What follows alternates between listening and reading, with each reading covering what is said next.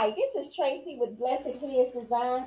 I'm so excited you stopped and landed here on my channel. It's not by accident.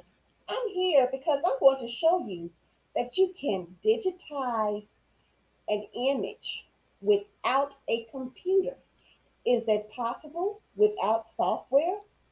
Why, yes, you can digitize an image without software. Now, the only way that you can accomplish this is with select brother machines, either the Brother Dream Machine, the Brother Stellaire, Luminaire, or the multi-needle machines, the PR10, the PR1055X, PR1050, and also select baby lock machines. I'm not familiar with those. But let's get started. Now, I know you're trying to figure out, you're saying, now how in the world am I going to turn an image into a stitched file? Well, we're going to take this image here today. I apologize. Let me get the whole picture in there. This is an image of my daughter that I am going to scan into this machine. Now, this is only a 30-minute video, so I'm going to try to give you as much information as I can. Now, there are several ways that you can scan an image into your machine. You can do it by the USB, that you can either purchase the Brother, or you can get one from Amazon, or you can get one from Walmart. It doesn't matter. I tried to get one that'll hold. It's up to you what you can afford. I think this is probably about $10, just a scan disc. And also, you can scan it in from your SD card. I'm so sorry. On your SD card from your machine. Now, we also, Brother has a scan board that's also what you can use. Now, if you use this scan board, the best way to to to get a clear image is to use an inkjet printer. Don't use the powder ink printer because your picture will not be clear. You'll be wondering why you're struggling. It's taking you so long to do it. So let what we're going to do today, we're going to use the scan board. I'm going to press my design center, and I always use the line. Now, when you're using a scan board, we press scan right here. Or if you had your SD card plugged into the side of your machine, I'm sorry, everything's opposite here. On the side of the machine, then you would use it on there. If I can just get it here. Oh, let me move the camera. Side right here on the machine. We would plug it into the side because it has the USB ports on the side right there. Okay, so right now I have a drawing. You can use a drawing. You can do JPeg, PNG, or SVG. And we're going to use these green magnets that came with the machine. It doesn't matter. I just want to make sure that the corners are folded down. And we're going to press scan. And it tells you that the frame will move to be scanned with the built-in camera. Press OK. Make sure everything is clear. Make sure there's nothing behind the machine, behind the board, because we don't want to mess with the scanning and mess with the registration. You don't want to mess with these machines because these machines cost a lot of money, okay? Now on this large frame right here, it takes about 4 passes. Um, if you had a smaller frame, it'll take about 3. If you had a 4x4, it only gonna take 1. but it has a built-in camera, scanner, and digitizer. That's what I love about these brother machines. As you can tell, I am a brother fan. Woo-hoo! Okay.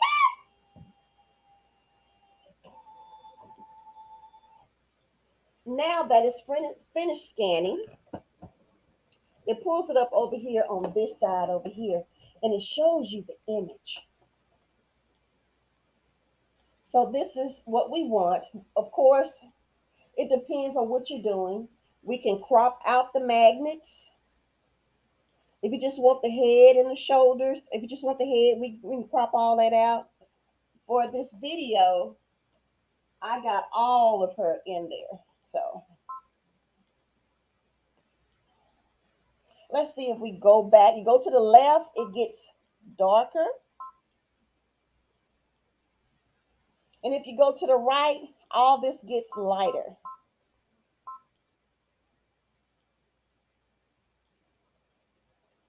So it's got some of the lines missing out the eyelashes. We don't want that. We're trying to get as much of it in there without having to erase a lot of stuff. We're trying to get most of the details. So it's up to you. But I try to do like the second line. The first line's gonna get, it has a lot of lines in it. The sticks in the background. But we're gonna go with this image, and it also has the stitch line is going to be the zigzag stitch or the satin stitch. This is the magnifying glass. You know, you can make it bigger. You can zoom in, and you can take this and move it around. You can double check to say okay, and you just press the arrows, and it goes left to right, and you can see the image and how good that it did. Now we're going to do a little erasing, and we're going to press set. Okay, now we're going. This is the fun part. This is the time consuming part, but I love it because I love to draw and I love creating things. So, what I'm going to do on this screen, let me teach you about this right quick. On this screen right here, we got the percentage. I'm sorry, I don't have a stylus, but I normally always zoom in so that way I can see.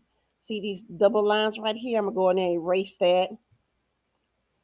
But that's your magnifying glass. It goes, mine's go up to 800% because I have the upgrade. But before the upgrade, I could only go up to 4. I think it was 4.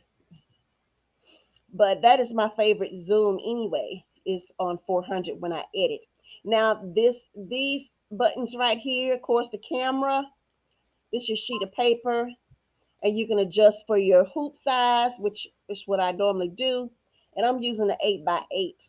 Now, if you want to be more technical, you can select on these right here. Right now, I have a clean sheet of paper, but you can have the measurements. It be divided up in four equal parts. You can do the 1 inch, 3/8 inch. It's up to you. Right, I'm not going to deal with these right here today, but just only we want to select our frame. Okay. And also, of course, we just did that. The line, the illustration is like when you have color. And if you want to do something that has color in it, like fabric, and you want to scan the outlines, you want to do some more details of the fabric. We're not going to get into the color. We use the line. Okay, this right here is the pencil that we can draw, and then you have the eraser, where you can erase it, or you can press the back, and then the back, that is your friend. You can always go back. Now with this part right here, this is the outside properties. This is your inside. This is your coloring properties right here. You can use that, or we can use the paint bucket. Press the back. But we're going with the line today. With the line, I always use the open shape, so I am in control. But if you want to, you can use your free hand.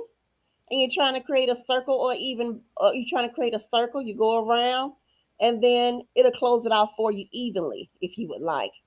Or this is a straight line. You automatically have a straight line right here.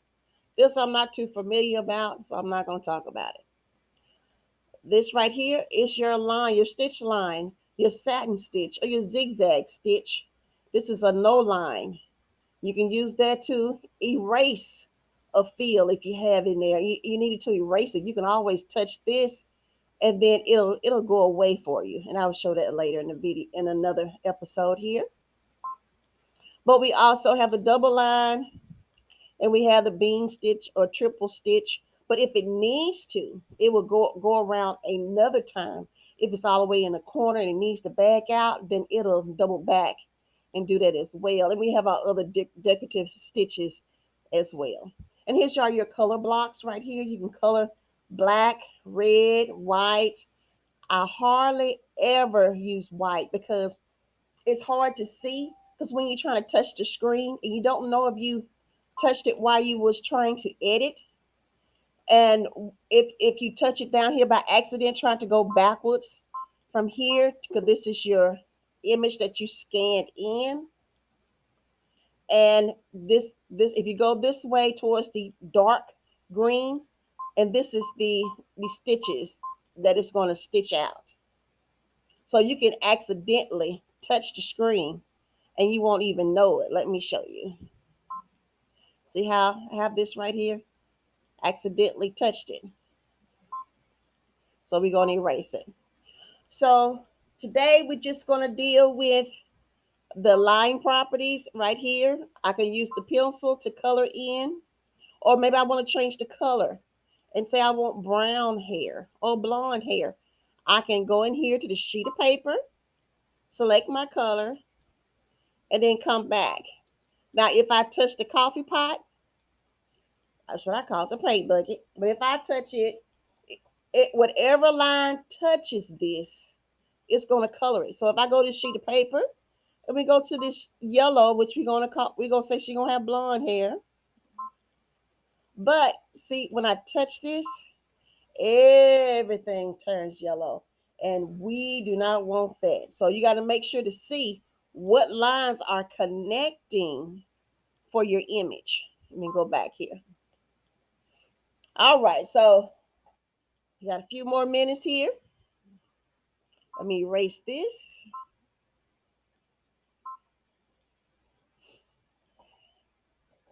Right here we have the insides of your lines. So if I wanted to color her lips red, let's say since it's already on red, let's make it pink. No, let's make it this color. You can see it better, and make sure that this one right here is selected.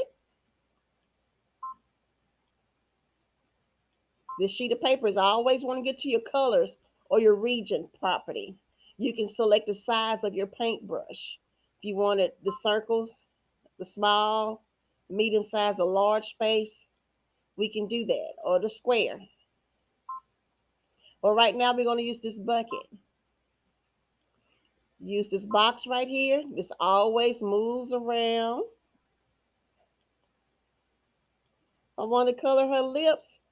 I use the paint bucket, and I can color.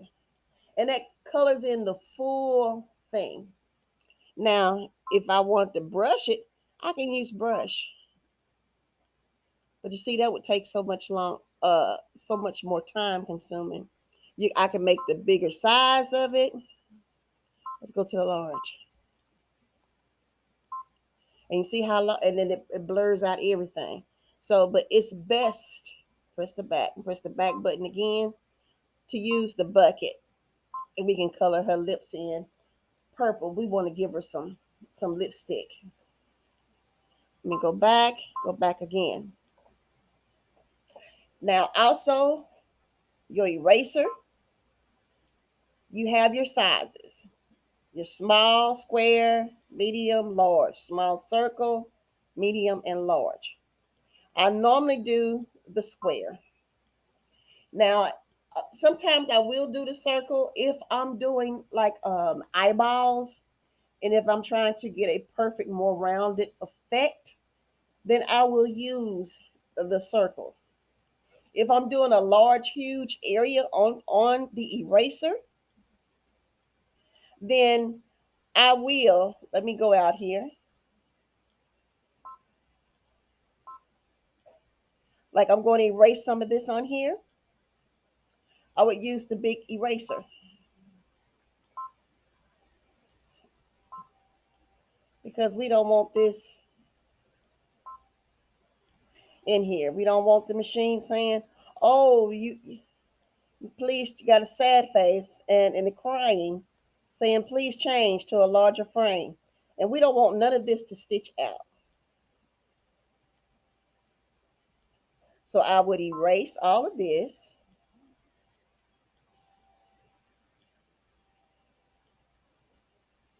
If you want to leave that on there, you can. Erase all the magnets.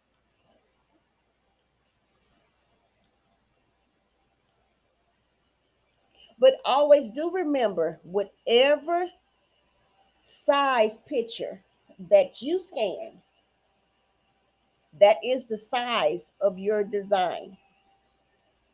If you scan an 8 by 8 picture, it's going to be an 8 by 8 picture. That your design will be 8 by 8. If you do a 5 by 7 picture, your design will be a 5 by 7 picture.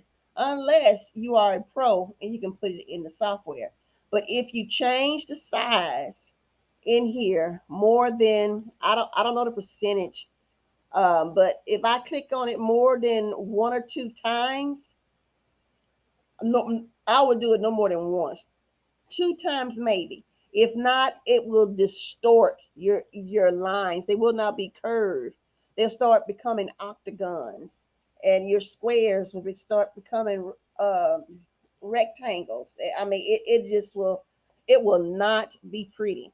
So if you're going to change your size, I would advise to change it first, then scan into the software using your inkjet printer. I don't care if you have to go to a library or somewhere that has printing services and ask them for an inkjet print of a picture that you use. Always use a picture that's that's open, that doesn't have a lot of shadows, a lot of lighting. That's a beautiful, very beautiful picture that you can use. If you're trying to use an old school picture, you better use either Photoshop or any kind of apps that you have. Here's another good example of a good picture. This is my daughter. That's the same picture. I've done this picture too. Hold on, let me get better here. Let me turn my lighting on. Okay, yeah, you can see it. All right. I'm sorry, y'all. But this is a great picture. It's only got one eye on it. Her hand is clear. Her eyes are clear. Her nose, her lips. So this will be a great picture to use as well.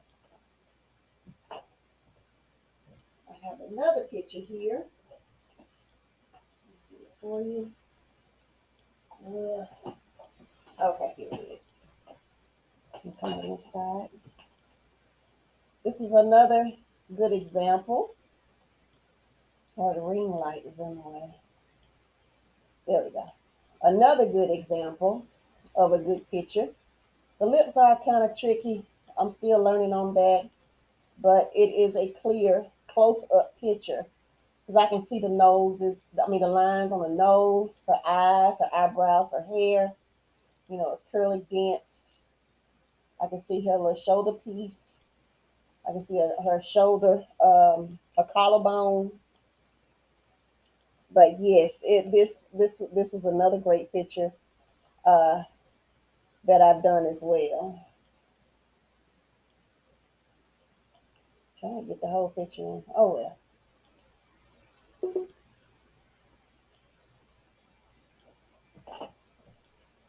But yes, it can be achieved. You just have to have a clear picture. I love selfies better. Um, or if you have a picture that's got the whole body in it, that is fine. You can use that, but I would crop it before I scan it into the machine, and I would crop it to the size that I'm going to stitch out.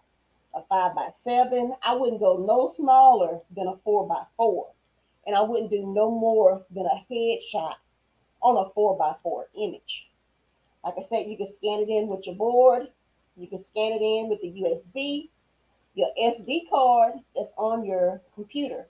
And we're doing all of this in Design Center.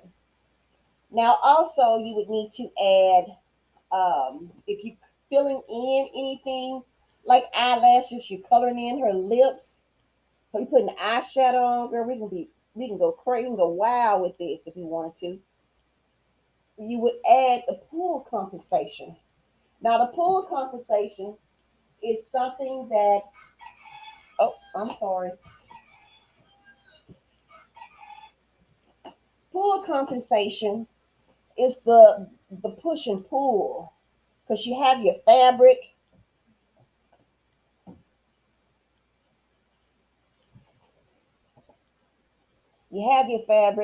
and then you have your needle going up and down, and you have your hoops that are holding it tight for you while your needle is going up and down through the fabric, and so that's the pull on the fabric. So I would add um, compensation to it. I would add that pool compensation. Now, the amount that it normally do on the Dream Machine is the 4.4 millimeters, and I would do that if I was coloring in. It took me a minute to figure that out, but now I don't have the spaces in there, so I'm sorry I'm running out of time today. I'm at work and my asthma's bothering me. I'm out of my summer court, but that is what you do. You always remember to always, whatever size you scan into your computer, I'm sorry, whatever size you scan into your machine, that is the size of your design. Because if you try to change it, if you click on it more than once, it's going to start to distort the stitches. And we don't want that. Also, please always remember to, if you print your picture out and you use the scan board right here that we use today in this video, please always use an inkjet printer and not the powder ink that they use for the documents, like in the business, because it will be a powdery. It won't be such a clear and beautiful picture like I just showed you in the other examples. But try to use a selfie. If you have a person standing up and that's all you have, that's fine. Just crop it, and when you crop it with the head only, or a part of the shoulders, and make sure the size of that picture is no smaller than a 4x4. Now, I was changing the size of it. If you're using pixels, try to remember about 100 pixels is about 1 square inch. It's roughly, I think it's like 96 pixels. So I wouldn't, do it no smaller than, I say, 400 pixels, or 425. Because when you put it in the machine, it kind of shrinks it down a little bit, and that's just trial and error that you will have to do if you're doing pixels. But if you're doing inches, no smaller than a 4x4, only a headshot for a 4x4, and that is it. That's everything that I can think about. That's something quick that I can do.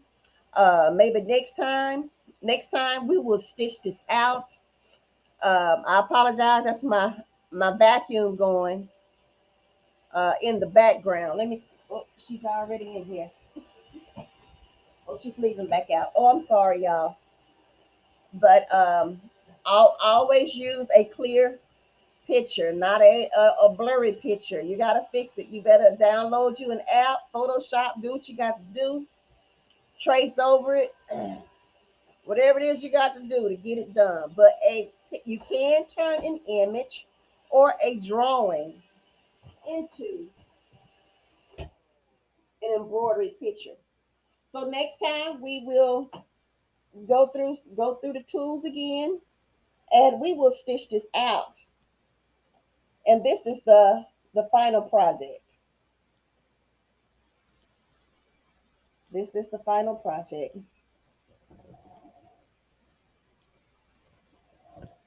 And I just love